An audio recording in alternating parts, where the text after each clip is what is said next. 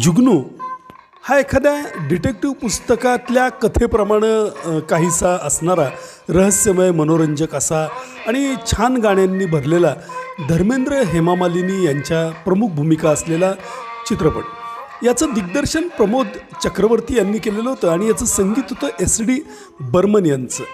30 August 1973ला हा चित्रपट प्रदर्शित झाला होता, म्हणजे यंदा त्याला 51 वर्ष पूर्ण होत आहेत। धर्मेंद्र यांची बहारदार भूमिका, त्याचप्रमाणे हेमा मालिनीचं सौंदर्य, त्यावेळी नुकतंच हे जोडपं प्रसिद्धीच्या लाटेमध्ये आलेलं होतं आणि त्यामुळे या दोघांची केमिस्ट्री पडद्यावरती बघायला रसिकांना प्रचंड आवडली। त्यात पुन्हा धर्मेंद्र यांनी यातला साकारलेला नायक हा काहीसा रहस्यमय करामती करताना दाखवलेला, त्याच्या अफलातून अशा चोऱ्या वगैरे आणि गाण्यांमुळं हा चित्रपट रसिकांना आवडून गेला।